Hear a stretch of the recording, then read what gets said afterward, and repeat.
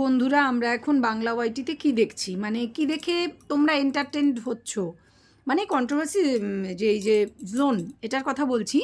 যে এখন তোমাদের যারা এতদিন এন্টারটেন করার জন্য ছিলাম আমরা, তাদের মধ্যে আমি তো চুনোপুটি, আমার মতন চুনোপুটি আরও আছে, বা আমার চেয়ে একটু বড় বা ছোট চুনোপুটি, কিন্তু যারা মেন চারজন ধরা হয়, যে চারজন খুব একদম হকবক চকবক, অনেক বেশি সাবস্ক্রাইবার, অনেক বেশি ভিউয়ার্স, অনেক বেশি ভিউজ হয়, অনেক বেশি মানে ওই আমাদের মধ্যেই একটু বেশি আর কি। তাদের মধ্যে তোমরা চারজনকে দেখছো বিভিন্ন গ্রুপে ভাগ। চারজনের মধ্যে কতগুলো গ্রুপ খেয়াল করেছো? হ্যাঁ, মাঝে মাঝেই, মানে মাঝে মাঝে না, সব সময়ই আমরা দেখতে পাই এদের মধ্যে প্রধান গ্রুপ দুটো। ভালো করে বুঝবে, মানে এটা পুরো ক্লাসিফিকেশন। প্রধান গ্রুপ দুটো, তাতে একজন বোন আর একজন দিদি রয়েছেন, যারা কিন্তু মানে সেই মেয়েটির এগেনস্টে যে চলে গিয়েছিল এবং তার হাজব্যান্ডের কিন্তু সাপোর্টে। আচ্ছা, হাজব্যান্ডের সাথে যার নাম শোনা গেছে তার আবার প্রচণ্ড এগেনস্টে, ভালো করে বোঝো জিনিসগুলো। আচ্ছা, সেটা হলো, এটা একটা দিকে হলো, তারা সেভাবে চালিয়ে যাচ্ছেন। আর এরা হচ্ছে মানে ওই সাব প্লটের মতন, মেন প্লট কিন্তু আলাদা। মেন যে প্লট, যে মেন দুজন সাপোর্টার দিদি, তারা কারা ছিল? একজন হচ্ছে পাতানো দিদি, আরেকজন হচ্ছে পাতানো দিদির বান্ধবী ললিতা। মানে সই বান্ধবী ললিতা নয়, মোটা শাড়ি পরা ললিতা না, এটা আধুনিকা বান্ধবী ললিতা। বোঝাতে পারছি? হ্যাঁ। এখন যার সঙ্গে পাতানো দিদির হয়েছে চরম বিবাদ। আচ্ছা, পাতানো দিদির সঙ্গে এই যে বান্ধবীর চরম বিবাদ, এটার শুরুয়াত কোথা থেকে, মানে কে করেছিল? এটা কি পাতানো দিদি করেছিল? ভালো করে ভাবো। না বান্ধবী ললিতা করেছিল? এটা কি অনেকটাই ওই গায়ে পড়ে যুদ্ধের মতন, নাকি জাস্ট অটোমেটিক্যালি কোনো একটা ইস্যু নিয়ে হয়েছে? এটা কি হয়েছে? আদৌ কি এটা হয়েছে? না। উত্তরটা হচ্ছে না, এটা কোনো ইস্যু নিয়ে হয়নি। এবং ব্যাপারটা হচ্ছে গত 1.5 বছর ধরে, প্রায় 1.5 বছর, আমরা এই দুজনকে দেখেছি বেশ মাখো মাখো মাখো মাখো রিলেশন। এরা বিভিন্ন ফটো শেয়ার করেছে, এরা প্রচুর কথা বলতো, এবং পাতানো দিদি বলছে খুব একটা কথা হতো না, তবে যতটুকুন প্রাণের বন্ধন আর কি ছিল, মানে সেই ওই যে ইয়ে বন্ধন তো প্যার কা বন্ধন হ্যাঁ, পেয়ার কা বন্ধন ছিল। মানে পাতানো দিদির পেয়ার কা বন্ধন একদিকে ছিল পাতানো ভাইয়ের সঙ্গে, আরেকদিকে ছিল পাতানো বান্ধবীর সঙ্গে, মানে আধুনিকা বান্ধবী ললিতার সঙ্গে, যার সঙ্গে এখন তার আদায় কাঁচকলায় সম্পর্ক। বোঝাতে পারছি? হ্যাঁ, তো পুরো ব্যাপার এইগুলো নিয়ে আমি অনেক রিসার্চ করলাম। মানে দেখো, এদের ভিডিও যেহেতু দেখতাম বা দেখি টুকটাক, বা লাইভ চোখে পড়ে চলে আসে, তখন এবার আগে ইচ্ছা করেই দেখতাম, এখন চলে আসে যেহেতু দেখেছি একটা সময়। এখন কারুর ভিডিও আমি টানা দেখি না, আমি বিভিন্ন বিষয়ে ভিডিও করি। তবে এদের বিষয়টা দেখে প্রথমে চমকেছিলাম, বলে দিচ্ছি আমার স্ট্যান্ডটা বলে দিচ্ছি। তারপরে ভেবেছিলাম যে এরা নিজেদের মধ্যে আলোচনা করে কোনো একটা বিষয় থেকে দৃষ্টি ঘোরানোর জন্য নিজেদের ঝগড়ায় আনতে চাইছে লোকের দৃষ্টিটা। কিন্তু পরবর্তীকালে এদের ক্রমশ একটার পর একটা লাইভ এবং ভিডিও আসার পর এখন কিন্তু সেটা ক্লিয়ার হয়ে গেছে, না, এই বিবাদটা কিন্তু ঠিক ওই পাতানো ভাইয়ের সঙ্গে তার ওয়াইফের বিবাদের মতোই। প্রথমে যেটা মনে করা হয়েছিল ভিউজ তোলার জন্য করা হচ্ছে, প্রেমের মানে প্রেম হয়েছে ইত্যাদি বলে সেটা নাটক ভেবেছিলাম আমরা, সেরকমই। নাটক নয়, ওটাও নাটক ছিল না, এদের এই বিবাদটাও নাটক নয়। এবার কথা হচ্ছে শুরুয়াতটা কে করলো? ডেফিনেটলি বান্ধবী করেছে, আধুনিকা বান্ধবী। সেই বান্ধবী করেছে, ঠিক আছে, ঠিক আছে, সে করতেই পারে, যে কোনো একজন করতে পারে। ভিউজটাই সব কিছু, সব কিছু? আরে না, ভিউজ ছাড়াও আরও অনেক ব্যাপার আছে, কারণ এদের ওই কেস কাবারি, এদের অনেক কিছু রয়েছে ব্যাপার, তো সেগুলোও সামলাতে হবে। এবং এই কেস কাবারির মধ্যে আমি জানি না ভাই কার, মানে কিসের কেস কাবারি, বাট আরেকজন যার সঙ্গে কেস কাবারি, সে কিন্তু আবার অনেক নানা রকম হিন্ট দিয়ে দিয়ে কথা বলেছে, সেই বিশেষ যে যাকে দালাল বলা হয়।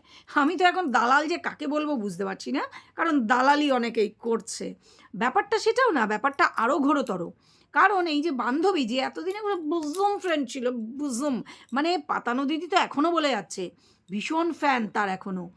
আর সেই পাতানো দিদিরই পিছনে হাত ধুইয়ে, যাকে বলে আদা জল খেয়ে লেগে পড়েছে কে? না, পাতানো বান্ধবী, মানে সেই যে বান্ধবীর লেগে পড়েছে, ঠিক আছে। তো অবাক হলাম প্রথমে, তারপরে ভাবলাম নিজেদের মধ্যে এটা সাঁঠগাঁট। তারপরে দেখলাম না, ঘটনা কিন্তু সত্যি, এটা সত্যিই বিবাদ চলছে। তখন মনে যা প্রশ্ন আসার সেটা এলো, যে কেন বিবাদ, কী নিয়ে বিবাদ? কেউ যখন কোনো কথা বলে, বিশেষ করে কন্ট্রোভার্সি ক্রিয়েটাররা নিজেদের মধ্যে এরকম যখন হচ্ছে, তখন কোনো কারণ ডেফিনেটলি পিছনে আছে।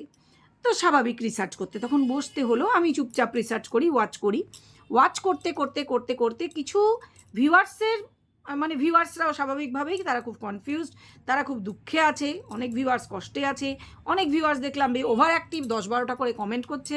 তার এতই অফেন্সিভ কমেন্টগুলো যে কারুর একেবারেই গায়ে লাগার মতন, সহ্য না করতে পারার মতো, সেগুলো নিয়েও ভিডিও নেমে গেছে। আমি বলবো এইসব ভিউয়ার্স, এই ধরনের ভিউয়ার্স যারা প্রচুর সময় হাতে আছে, যারা কিনা উল্টো পাল্টা কমেন্ট করে উস্কানোর চেষ্টা করছে, বিশেষ আরও কোনো বোন আর দিদি যাদের কথা ওই যে প্রথমে বলেছিলাম তাদের মধ্যে কাউকে বা বিবাদ বাঁধিয়ে দেওয়ার চেষ্টা হচ্ছে, তো এইসব ভিউয়ার্সের থেকে আমি বলবো দূরে থাকতে। হয় হাইড করে দাও, যাতে মানে না रहेगी বাঁশ না বাজেগি বাঁশুরি, হয় হাইড করে দাও এই সমস্ত ভিউয়ার্সকে, তা না হলে ইগনোর করো। কারণ আমাদের প্রত্যেকেরই বেশ পিঠের চামড়াটা মোটা রাখতে হয় যারা ওয়াইটিতে যে কোনো ধরনের ভিডিও করি, সে ব্লগার্স হোক, কন্ট্রোভার্সি ক্রিয়েটার হোক, বা যে কোনো ডিজিটাল ক্রিয়েটার হোক। কেননা নেগেটিভ কমেন্ট কারণ না থাকলেও আসবে, কারণ থাকলেও আসবে, সেটা শোনার মতন গাটস রাখা চাই। বিশেষ করে আমরা যখন কারোর সম্বন্ধে নেগেটিভ কিছু বলি, সমালোচনা করি, তখন অবশ্য করেই দুরকম মানুষই এসে কমেন্ট করবে, সেটা নেওয়ার মতন মনের জোর থাকতে হবে। আর যদি না থাকে নেহাত, খুব গায়ের চামড়া পাতলাই হয়ে যায়, তখন হাইড করে দেওয়াটার উপায় কিন্তু ওয়াইটি রেখেছে। তো সেটাও গেল একটা সাইডে। আমার মনে হয় এরা প্রত্যেকেই হ্যান্ডেল করতে পারে এবং সব কিছুই কন্টেন্ট হয়ে যায় ডেফিনেটলি। তো সেটাই হচ্ছে কথা, হচ্ছে খুব কিছু ইম্পর্টেন্ট মানে কী বলবো কমেন্টস চোখে পড়লো। ইম্পর্টেন্ট বলতে সেই অর্থে যে মানে বেশি বোল্ড কমেন্ট, ইম্পর্টেন্ট বলবো না, বোল্ড বলবো, সাহসী কমেন্ট। যেমন কেউ কোনো একজনের বিশেষ কোনো মানুষের ব্যক্তিত্বের নাম করে বলছে উনি শিখিয়ে দিয়েছেন, সেই জন্যই এই পাতানো বান্ধবী পাতানো দিদির পিছনে হাত ধুয়ে আদা জল খেয়ে পড়ে গেছে। হ্যাঁ, এগুলোও হচ্ছে উস্কানোর চেষ্টা। এবং এই যে পাতানো দিদি, সে কিন্তু আমি বলবো হেভি খেলছে, সবচেয়ে ভালো কিন্তু পাতানো দিদি খেলছে। যাই হোক, আমি ভুলে যাই ইন্ট্রো দিতে, বলে নিই। Welcome back to my channel world of দোলায় সকল দর্শক বন্ধুকে স্বাগত জানাই। তো আশা করি তোমরা সকলে সুস্থ আছো আর ভালো আছো, আমিও ভালোই আছি। কি বলো তো, ভালোই লাগছে, খেলাটা এনজয় করছি, বিকজ ইটস আ গেম।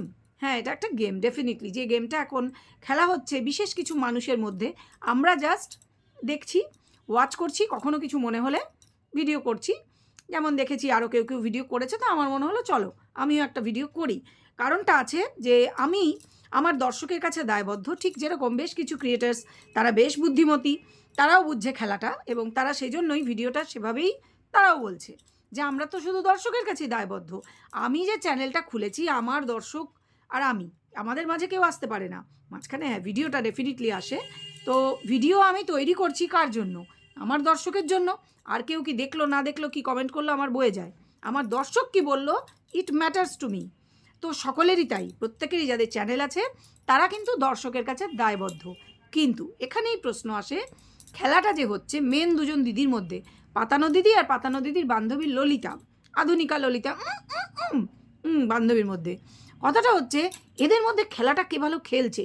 কারণ দেখো, খেলা কিন্তু আমরা অনেকে এনজয় করছি, আর দর্শক যারা খুব দুঃখ পাচ্ছে তাদের আমি বলবো যে কোনো খেলা কিন্তু এনজয় করার। খেলাতে একজন তো জিতবেই আর একজন হারবে।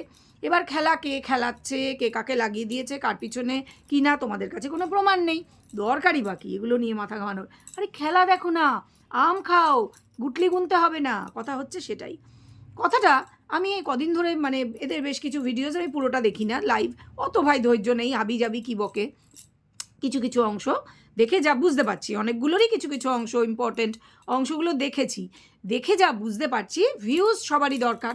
এরাও কিন্তু ভিউজ নিয়েই খেলাটা মেন খেলা, কিন্তু ভিউজ ছাড়া অনেকগুলো ফ্যাক্টর আছে।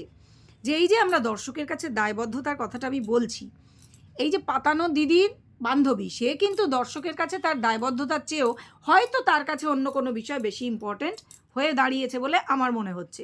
কারণ অনেকেই বুঝতে পারছে না এবং তাকে ইনফ্যাক্ট আনসাপ করে চলেও গিয়েছে। কারণ তার এই যে অদ্ভুত কথা বলার ভঙ্গি, হঠাৎ পাল্টে যাওয়া, তার দুদিন চুপ করে থাকার পর নতুন করে নাটক করতে করতে ফিরে আসা, তারপরে আরও অনেক কিছু, এই হাজব্যান্ডকে ময়দানে নামানো থেকে শুরু করে অনেক কিছু। কথাটা হচ্ছে সে এগুলো কেন করছে, এবং সে কিন্তু তার দর্শকদেরকেও ভালোভাবে ট্রিট করছে না। মানে তাকে যারা খুব প্রেস করছে, তার যে কোনো কিছুতেই যারা তাকে মানে যারা সাপোর্ট করছে, তার অন্যায় দেখলেও, ভুল কথা শুনলেও, বা অবাক করার মতন বিহেভিয়ার হঠাৎ করে শুরু হলেও যারা সাপোর্ট করছে তারাই একমাত্র তার কাছে ভালো।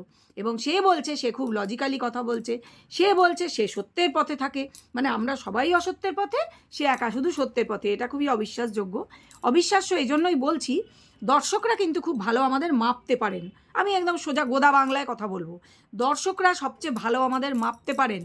তারা বোঝেন কে দোগলা, কে চোগলা, কে ভালো, কে মন্দ, কে সেন্সিটিভ, কে ইনসেন্সিটিভ, এবং কে দর্শকদের সঙ্গে কী ধরনের বিহেভ করছেন, এবং সে কতটা উদ্ধত বা সে কতটা অহংকারী, বা তার কি মেন্টালিটি, বা সে কতটা নিজের প্রতি ওভার কনফিডেন্স না কনফিডেন্স, নিজের প্রতি আত্মবিশ্বাস রয়েছে না অতি বিশ্বাসী, অতি আত্মবিশ্বাস, যেটা কিনা আখেরে তারই ক্ষতি করবে। এটা কিন্তু দর্শকরা সবচেয়ে ভালো বোঝেন, কারণ তারা ভালোবেসে সাবস্ক্রাইব করে আমাদের সঙ্গে থাকেন, তারা আমাদের ভিউজটা দেন।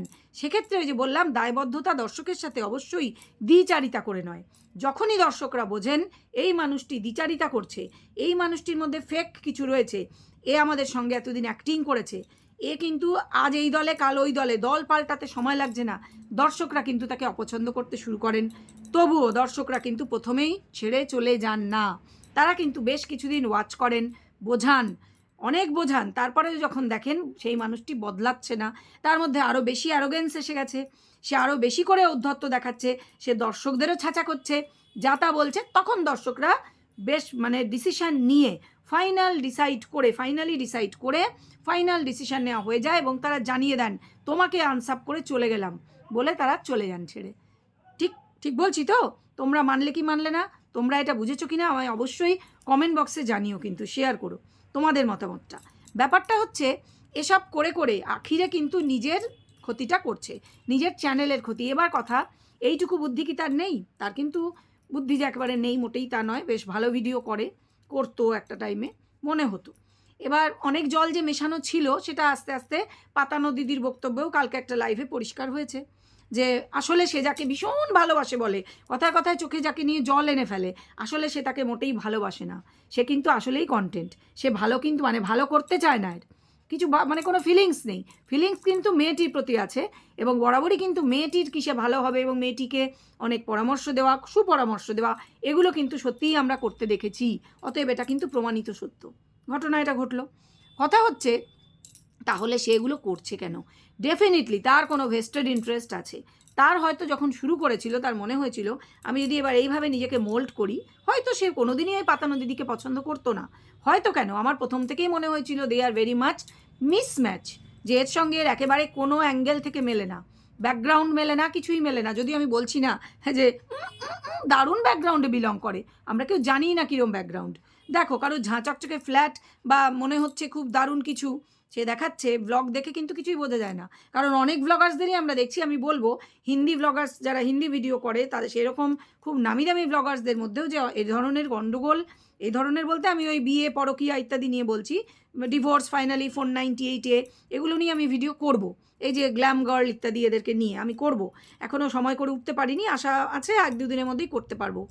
তো সেসব দেখার পর সত্যি করেই বলছি যে ওই ব্যাকগ্রাউন্ড অত সহজে বলা যায় না, ঠিক আছে? ভিডিওতে 20 মিনিটের 25 মিনিটের ভিডিও দেখে কার কি ব্যাকগ্রাউন্ড অতি সহজে বলা যায় না, ঠিক আছে? সে যতই ব্লগ করুক, ব্লগে হাসি মুখ দেখাক, সুখী ফ্যামিলি দেখাক, হাজব্যান্ড ওয়াইফ দারুণ সুখী, বিশাল পয়সা অনেকেই দেখায়, ওসবের পিছনে অনেক গল্প থাকে। তো আমি সেসবে যাচ্ছি না, কার কি আছে সেটা নিয়ে কথা বলছি না, আমি বলছি এই যে নিজেকে হঠাৎ করে এতটা চেঞ্জ করা, হঠাৎ করেই পাতানো দিদির এগেনস্টে চলে গিয়ে যা তা নোংরামি শুরু করা, যা নয় তাই বলে এমনকি সিন্ডিকেট অবধি পৌঁছে গেছে, এগুলো বলার পিছনে ডেফিনেটলি রিজন আছে, এবং রিজন একমাত্র এটাই হতে পারে সে সামনে যা দেখাতো সে আদৌ সামনে তা নয়, আমি বলছি না, তার দর্শকরা বলছে, তার নিজের দর্শকরা বলছে সামনে সে যা দেখাতো সে তা নয়, ডেফিনেটলি জল মেশানো ছিল। এটা কিন্তু এই পাতানো দিদির যে কথাটাকে প্রমাণ করছে, যে যাকে কন্টেন্ট বলে, যে ছেলেটির কথায় চোখে জল চলে আসে, হ্যাঁ, সে আদৌ তাকে ভালোবাসে না, ভালোবাসাটা মুখের কথা, ঠিক আছে? ঠিক এইরকমই যেরকম সে বলতোই পাতানো দিদি তার প্রাণের বান্ধবী, ভীষণ ভালোবাসে, আলাদাই লেভেলের রিলেশন, কোনো দিন নষ্ট হবে না, আমার বিশ্বাস হতো না, প্রথম থেকেই হতো না, ওয়াচ করতাম, আমার অদ্ভুত লাগতো, তখনই মনে হয়েছিল যে তাহলে এই বন্ধুত্বের পিছনে কারণ কি। আমি খুব লজিক দিয়ে ভাবতে ভালোবাসি, শুধু বলতে ভালোবাসি না। আমার মনে হতো এই রিলেশনের পিছনে কারণ কি হতে পারে, কারণ এর কিন্তু চ্যানেল একটা টাইমে খুব পিছনে লাগার জন্য ওই বিশেষ জানো যে ছেলেটি ওই যে ওই কী বলে ওটা পাটায় প্রবলেম আছে, তাদের পিছনে লাগার জন্য এ কিন্তু থানা পুলিশ দৌড়োদৌড়ি করতে হয়েছিল। তো কথা হচ্ছে সেই সময় থেকে চ্যানেলও অনেক বসে গিয়েছিল, এবং কন্ট্রোভার্সি করতো কি করতো না আমি জানিও না, অনেক ঘোড়দৌড়, বাচ্চাও তখন ছোট ছিল, প্রচুর দৌড়োদৌড়ি, অশান্তি, প্রচুর ঝামেলা ছিল। তার ফলে তার এমন কোনো খুঁটির প্রয়োজন ছিল, এটা আমি আমার ওপিনিয়নটা বলছি, এই ওয়াইটির কন্ট্রোভার্সি জোনে কন্ট্রোভার্সিতে টিকতে হলে শুধু নিজের গুণ না, তার হয়তো মনে হয়েছিল এই খুঁটি হতে পারে ওই পাতানো দিদি। তাহলে কিভাবে করা যাবে? পাতানো দিদি খুব ইমোশনাল কিন্তু বুদ্ধিমতী অ্যাট দ্য সেম টাইম, সেটা বলে দিচ্ছি, কারণটা পরে বলছি। ইমোশনাল, অতএব তাকে বন্ধুত্বের টোপ দিলে, যেরকম একজন মডার্ন মহিলা যে কিনা বেশ ভালো কথা বলতে পারে, তার সঙ্গে বন্ধুত্বের টোপটা সে গিলবেই, কারণ সেও কিন্তু সবার সঙ্গে খুব বন্ধুত্ব করে বেড়ায় না, কিন্তু ঘটনা। সে ইমোশনাল হলেও বলেছি সে বুদ্ধিমতী, সে কিন্তু নিজেই বলেছে, এটা আমি বলছি না। সে কিন্তু বেছে বেছেই বন্ধুত্ব রাখে এবং খুব বেশি ঘনিষ্ঠতা বাড়ায় না। ওই ভিডিওর মধ্যে কমেন্ট হলো, ভিডিওর কমেন্ট বক্সে যদি কমেন্ট করলো, ব্যাস ওখানেই শেষ। সে কিন্তু খুব বেশি ঘনিষ্ঠতা খুব বেশি মানুষের সাথে করেনি, কিন্তু এর সাথে মোটামুটি একটা হয়েছিল। হয়তো সেও খুব নিজেকে ধন্য মনে করেছিল, কারণ ইনি নিজেকে শিক্ষিতা বলে দাবি করেন, যদিও তার শিক্ষাগত যোগ্যতা জিজ্ঞেস করলে তিনি কিন্তু অ্যাভয়েড করে যান। দর্শকরা কিন্তু তাকে অনেকবার জিজ্ঞেস করেছে তুমি কি পাস করেছো, তুমি নাকি 12 পাস, সে কিন্তু অ্যাভয়েড করে গিয়েছে। আমি কিন্তু সেই ভিডিও দেখেছিলাম, ঠিক আছে। হ্যাঁ, এগুলো ধরতে পারা এমন কিছু ব্যাপার নয়। যাই হোক, খুব বেশি লেখাপড়া জানলে, পকেটে ডিগ্রি থাকলে মানুষ অবশ্য করেই সেটা বলে দেয়, অবশ্য করেই বলে না। আমি পরে বলবো, আমি কোনো ব্লগ ভিডিওতে বলবো নেভার, কখনোই বলে না। যাই হোক, কথাটা সেটাও না। কথা হচ্ছে হ্যাঁ, এই ইউটিউবে এরকম অনেক ব্লগার আছে, অনেক ক্রিয়েটার আছে যারা নিজেদের অনেক কিছুই গোপনে রাখতে ভালোবাসে। আই ডোন্ট বদার, ঠিক আছে, সে গোপনে রাখতে ভালোবাসছে, সে বুদ্ধি করে কাটাচ্ছে, দ্যাটস ইট। কিন্তু এই যে একটা বড় ব্যাপার, যার সাথে বন্ধুত্ব করলাম তার সাথে তার সম্বন্ধে এমন কিছু কথা এমন ক্রুশিয়াল পিরিয়ডে বলতে শুরু করলাম যখন সে অলরেডি মনে হচ্ছে বিপদে আছে, এইটা কিন্তু একদম বন্ধুত্বের পরিচয় নয়, শত্রুতার পরিচয়। যে বন্ধুকে দেখছি যে মোটামুটি গাড্ডা এসে পড়েছে, এবার আমি তাকে আরও ঠেলতে লাগলাম, ঘাড় ধরে ঢোক গাড্ডার মধ্যে, আমি মাটিটা চাপা দেবো। এক্স্যাক্টলি এটাই হয়েছে, এবং এটাই কারণ তার নিজের দর্শকরা তাকে পছন্দ করছে না এবং সে মনে করছে কোনো একটা কারণ তো ডেফিনেটলি আছে, তার নিজের ভেস্টেড ইন্টারেস্ট। হয় তার মনে হয়েছিল এতে চ্যানেল হু হু করে গ্রো করবে, তাই সে শুরু যেহেতু করেছিল, এখন শেষ করতে পারছে না, ঠিক আছে। এইবারে কথা হচ্ছে তাকে কেউ বলেছে কি না এটা করতে, সে কি দুধ পিতি বাচ্চি, কেউ বললো আর সে করতে শুরু করলো? আমি বিশ্বাস করি না। বলতেই পারে কেউ, আমি কাউকে রিকোয়েস্ট করতে পারি এটা করো তো, কিন্তু কেন করবে? তার কোনো ইন্টারেস্ট না মনে হলে, তার মনে অবশ্যই নফরত, যেটাকে বলে ঘৃণা ছিল। এই যে পাতানো দিদির হয় ব্যাকগ্রাউন্ড দেখে, বা তার চেহারা, বা তার আচরণ, বা তার গালাগালি দেওয়া। কারণ মনে করে দেখো, সে তার ভিডিওর শুরুতে কি বলে, মনে পড়ছে? No dash only this, only dash, ঠিক বলছি তো? ইয়েস, এর থেকেই বোঝা যায় তার কিন্তু ওই জিনিসটার প্রতি নফরত, যে গালি, ইয়েস। এবং এটা ভেতরে ভেতরে তার ছিল, তার ওপরে বন্ধুত্বর মুখোশ, ভেতরে কিন্তু তার ঘৃণাই ছিল। যে ঘৃণাটা এখন তোমরা দেখছো, এটাই অরিজিনাল ভাই, this is the original face of her. একদম, আমার কিন্তু প্রথম থেকেই ডাউট ছিল যে কি করে এরকম দুটো ডিফারেন্ট ব্যাকগ্রাউন্ডের মানুষের মধ্যে বন্ধুত্ব হতে পারে। ব্যাকগ্রাউন্ড বলতে আমি কথা বলার স্টাইল, কেউ গালি দেয় কেউ দেয় না, এবং সেটা নিয়েই হাইলাইট করে শুরু হয়, এবং অনেক কিছু আগাগোড়া ডিফারেন্ট, সব কিছু ডিফারেন্ট ছিল। অথচ তারা বলছে তারা খুব বন্ধু, এবং সে বলছে না, পাতানো দিদির চেয়েও পাতানো দিদির বান্ধবী বেশিবার বলেছে আমরা ভীষণ বন্ধু, বলেছে কি না? পাতানো দিদিকে আমরা বলতে শুনিনি। আর দৌড়ে দৌড়ে দৌড়ে দৌড়ে পাতানো দিদির বান্ধবী, কলকাতার যে বান্ধবী, তার বাড়িতে কে গেছিল? পাতানো দিদির সাথে দেখা করতে গেছিল, না এ গেছিল? মনে করে দেখো, তাহলে স্বার্থ কার ছিল? ডেফিনেটলি এই মহিলার স্বার্থ ছিল, এনার স্বার্থ ছিল। কি স্বার্থ? সেই যে স্বার্থের জন্য বন্ধুত্বটা করা, নিজের চ্যানেলকে গ্রো করা। যে এমন একজন যে কিন্তু বেশ এখন খুঁটি হয়েছে এই কন্ট্রোভার্সি জোনে, সবাই জানতো যে সে একটা গ্রুপ থেকে বেরিয়ে গিয়েও কিন্তু সে নিজেকে ভালো মতন, সে খুব কোণঠাসা হয়েছিল গ্রুপ থেকে যখন বেরিয়ে গিয়েছিল, কিন্তু গ্রুপ থেকে বেরিয়ে যাওয়ার পরে নিজের মানে কোমরের জোরে সে কিন্তু নাম্বার 1 কন্ট্রোভার্সি ক্রিয়েটার হিসেবে উঠে এসেছিল। এবং শুধু নাম্বার 1 নয়, নাম্বার 1 আরও একজন আছে যাকে দালাল বলা হয়, কিন্তু নাম্বার 1 শুধু এ নয়, গালি দিয়েই নাম্বার 1। যেমন কিছু বিরাট ক্রিয়েটিভিটি দেখিয়ে না, গালি দিয়ে। তবে হ্যাঁ, তার ইমোশনাল সে খুবই ছিল, but she is not an emotional fool. এবার বলি, সে খুবই বুদ্ধিমতী, সে এখনও খেলাটা খেলছে, খুব সাকসেসফুল সে খেলায়, ঠিক আছে, সাকসেসটা তারই আসছে। সে কিন্তু রাগে তার ভিতরটা ফেটে যাচ্ছে, তার ভিতর আগ্নেয়গিরি তৈরি হয়েছে, এবং এই আগ্নেয়গিরিটা ফাটিয়ে দেওয়ার হয়তো চেষ্টা হচ্ছে। কারণ এমন কিছু জিনিস আছে যেটা হয়তো ইনি জানেন, যে বলেওছে, আমি বলছি না, নিজেই বলেছে নিজের লাইভে পাতানো দিদি, যে আমি বললে সব বলতে পারি, এই হবে তাই হবে, অমুকে গাড্ডায় পড়বে, তমুকে এত বড় গর্ত হয়ে যাবে, অনেক কিছু বলেছে। কিন্তু কথা হচ্ছে সে কিন্তু বলেনি, সে কিন্তু কিছুই এখনও অবধি বলেনি। বলে দেবো বলে দেবো বলে দেবো। এবং আমরা দেখতে পাচ্ছি সেই বিদেশের সেই যে ভাই, সেও কিন্তু চুপ। আমার ভাই না ভাই, তারই ভাই, সবাই চুপ। মানে কি চুপ করানো হয়েছে হয়তো, আমি জানি না, যে ভাই বলিস না। তো এইভাবে কিন্তু সে এখনও ধৈর্যের পরিচয় দিচ্ছে। কিন্তু এই যে উস্কানো হচ্ছে তাকে, তাকে রেগুলার পোক করা হচ্ছে, তার অসুস্থ স্বামীকে তুলে আজে বাজে কথা বলে অনেক কিছু বলা হচ্ছে। একসময় যেটা তার ঢাল হয়ে দাঁড়িয়ে কথা বলা হতো, সবই অ্যাক্টিং ডেফিনেটলি, কিন্তু এখন সেটা করা হচ্ছে। এগুলো কেন করা হচ্ছে? কারণ এমন কিছু এরা চাইছে প্রকাশ্যে আসুক, যেটা এরা নিজেরা হয়তো চায় কিন্তু করতে পারছে না, তাই চাইছে ওকে ফাঁসিয়ে ওর মুখ দিয়ে বের করবে। কিন্তু সে আবার ওই যে বলেছি, সে ভীষণ বুদ্ধিমতী, ইমোশনাল ফুল নয়, ইমোশনাল বাট ফুল নয়, সে কিন্তু খুব বুদ্ধিমতী। সে কিন্তু কিছুই ফাঁস করছে না। হ্যাঁ, জানে সে অনেক কিছু, আমি বলছি না, সেই বলেছে জানে সে অনেক কিছু, কিন্তু বলছে না কিছু। সে কারণটা সে বলছে সে ভালোবাসে। আমি জানি না ভাই কে কাকে ভালোবাসে, এই ওয়াইটিতে কেউ কাউকে আদৌ ভালোবাসে কি না এই প্রশ্নটাও আমি করিনি, মিলি করেছে আজকের ভিডিওতে। এটা কিন্তু সন্দেহের সত্যি অবকাশ রাখে। তবে মিলিকে বলবো, ভাই মিলি, তোমার সাথে আমার তো কোনো শত্রুতা হওয়ার কারণ নেই, কারণ আমরা ওইভাবে স্বার্থের জন্য অফলাইনে মিশতেও যাইনি, ফোনাফুনিও করি না, এটা তুমিও জানো। অতএব যেটুকুন ভালোবাসা, আমরা আমাদের ভিডিও দেখে পরস্পরকে ভালোবাসি। আমার ভালোবাসাটা আমার দিক থেকে আমি বলতে পারি জেনুইন, যেটা আমি তোমাকে লিখেছি কমেন্টে। আর তোমারটাও নিশ্চয়ই জেনুইন, কারণ তোমাকে আমার জেনুইন মানুষ বলেই মনে হয়েছে, এবং তুমি খুব বড় ইমোশনাল মানুষ, যদিও তুমিও খুব বুদ্ধিমতী। এগুলো আমি সবই লিখেছি ওর কমেন্ট বক্সে, ও জানে এটা। তো আমার সামনে যেরকম পিছনেও এরকমই, আমার পিছনে কোনো ওই মুখোশ পরা ওইসব ব্যাপার ট্যাপার নেই।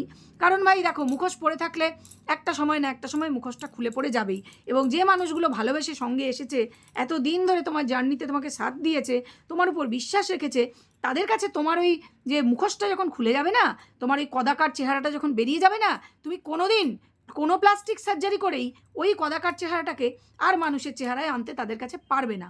এটাই হচ্ছে ঘটনা। এবং এটা কিন্তু পাতানো দিদি খুব ভালো করে জানে। সে জানে তার যে আসল চেহারা, সেটাই সে দেখিয়েছে মানুষকে। সে গালি দেয়, সে বলে দিয়েছে হ্যাঁ দেখো গালি দিই, সামনে যা সামনে তাই পিছনে। এবার আসি, তার ফলে আমি তাকে মানে বুদ্ধিমতী, আমি তাকে বেশি নম্বর দেবো, যে সে কিন্তু এই যে পাতানো দিদির বান্ধবীর চেয়ে হাজার গুণে বুদ্ধিমতী আমি বলবো।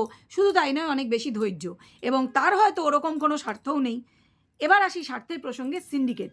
আর কিছু না পেরে এই সিন্ডিকেট নিয়ে কিন্তু অনেকবার পোক করা হয়েছে পাতানো দিদিকে।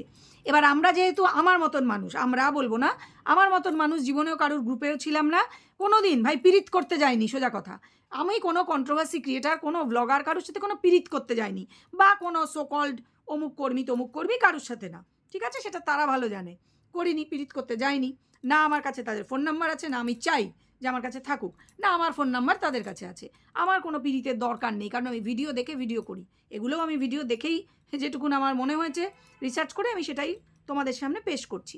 কথাটা হচ্ছে যে এই যে বলা হচ্ছে সিন্ডিকেট, এই যে সিন্ডিকেট, হঠাৎ করে একটা সিন্ডিকেটের গল্প আবার সামনে এলো।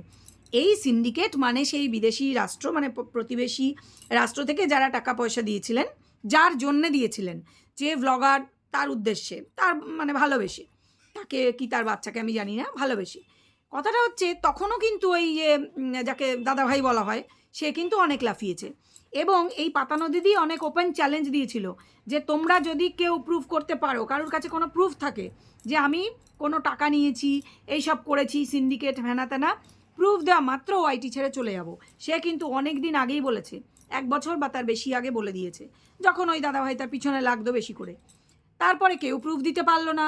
অনেক ওই দেশের মানুষও ছিল ওই দাদাভাইয়ের সঙ্গে, আমরা দেখেছি, তাদের আগে দেখেছি পিকনিকে জয়েন করতে, তারপরে পাল্টি খেতে।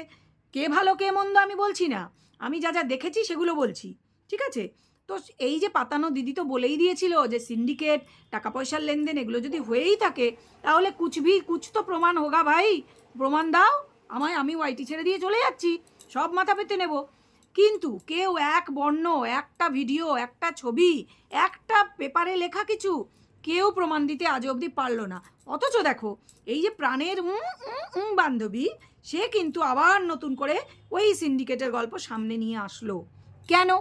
কিছুই না, কারণ হচ্ছে ওই যে গর্তে ফেলবো, ওই যে বললাম গর্ত তোর জন্য খোঁড়া হয়েছে, তুই একটুখানি পড়েও গেছিস, দেখা যাচ্ছে তুই একটু গাড্ডা পড়েছিস, চল তোকে ঘাট ধরে ঠেলে আমি গর্তে ঢুকিয়ে তোর উপর মাটিটা চাপা দেবো। কিন্তু কেন? এত শত্রুতা হঠাৎ করে দুজনের মধ্যে কেন? এই প্রশ্ন অনেক ভিউয়ার্সের মধ্যে আসছে। ভাই তোমরা কি ভিউজ দাও, কি দেখো আমি বুঝি না। আমি তো প্রথমেই উত্তর দিয়ে দিয়েছি, মনের মধ্যে রাগ ছিল, জ্বলন বলবো না, ঘৃণা। হ্যাঁ, যে এইরকম ব্যাকগ্রাউন্ড থেকে উঠে এসে এ আমার মাথার উপর দিয়ে ডান্স করবে, আমার হচ্ছে না, ওর 60,000 ক্রস করে যাবে। এটাই ভাই, মহিলাদের জেলাসি বড় ভয়ঙ্কর। কখন যে কার উপর কে জেলাস হয় কোনো কারণ থাকে না। সত্যি বলছি, আমি নিজেও এর শিকার হয়েছি, বহুবার বিভিন্ন ক্ষেত্রে দেখেছি।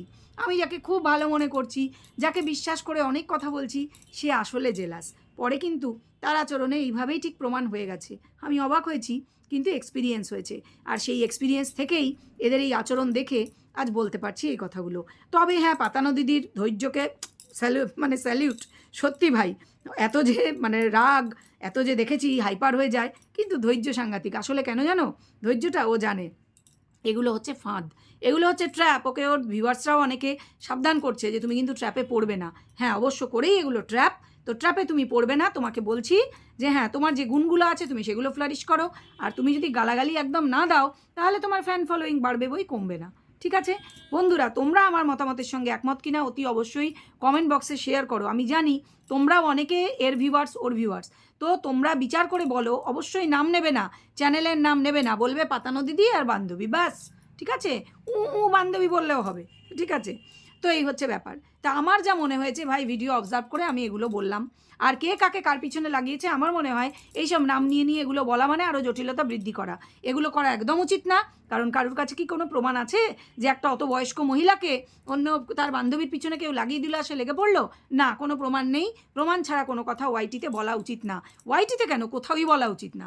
বোঝাতে পেরেছি? আমার অবজারভেশন, আমার যা মনে হয়েছে রিজন, সেগুলো বললাম। কারণ দেখলাম দর্শকদের মধ্যেও ঝগড়া বেঁধে গেছে, প্রচণ্ড শত্রুতা তৈরি হয়েছে, এক দর্শক আরেক দর্শককেও গালি দিচ্ছে এমনকি। এগুলো কিন্তু হওয়া সমীচীন না। আর এই করে করে ওয়াইটির পরিবেশ আরও অনেক বেশি নোংরা হচ্ছে। যেটুকুন মজা নেওয়ার নাও, যেটুকুন এন্টারটেন হওয়ার হও, কিন্তু কেউ গভীরে অত ঢুকতে যেও না। কারণ যা হচ্ছে হতে দাও, ঠিক হয়ে যাবে সব কিছুই। এর আগেও অনেক ঝড় এসেছে ওয়াইটিতে, ঠিক হয়ে গেছে। আর যে বোন আর দিদি, যাদের দুজনের পিছনে অনেকের লাগছে টাকছে, অনেক কিছু হচ্ছে টচ্ছে, আমি সেগুলো অত বেশি বড় ব্যাপার না। সবাই আমার প্রিয় ক্রিয়েটার, সাইডে সরিয়ে রাখছি। তবে হ্যাঁ, এই যে দিদি, এনার মধ্যে যে অনেক কিছুই গোলমেলে ব্যাপার আছে, এটা কিন্তু আমার আগেই মনে হয়েছিল। কোনো দিন বলিনি, কারণ প্রচুর ফ্যান ফলোয়ার্স দেখেছি। এখন হু করে দেখছি কমে যাচ্ছে, লোকে অনেক গালি দিচ্ছে, উল্টাপাল্টা কথা বলছে, অসম্মান করছে। খারাপ লাগছে ডেফিনেটলি, কারণ তারও গুণ আছে। গুণ যে নেই তা নয়, তারও গুণ আছে। আমি জানি না সে হঠাৎ করে এটা কেন শুরু করলো, জানি না, ও বলবো না, ওই যে বললাম, কারণ তো আছেই। ঠিক আছে, চলো তাহলে তোমরা তোমাদের মতামতটা কমেন্ট বক্সে শেয়ার করো। আর বলো ভিডিও কেমন লাগলো। ভালো লাগলে লাইক করে দেবে। কেউ নাম নেবে না, নাম নিলে আমি কমেন্ট ডিলিট করতে বাধ্য হবো। খবরদার, চ্যানেলের নাম কেউ নেবে না, আর গালি তো দেবেই না। ঠিক আছে, চলো কমেন্ট করো, ভিডিও ভালো লাগলে শেয়ার করো। এখন আসি তাহলে, পরবর্তী ভিডিও নিয়ে খুব শিগগিরই আসবো। ততক্ষণ পর্যন্ত সবাই ভালো থেকো, সুস্থ থেকো। চ্যানেলে যারা নতুন আছো, চ্যানেলটা সাবস্ক্রাইব করে সঙ্গে থাকো আরও ভালো ভালো ভিডিও দেখার জন্য। এখন আসি তাহলে, টাটা।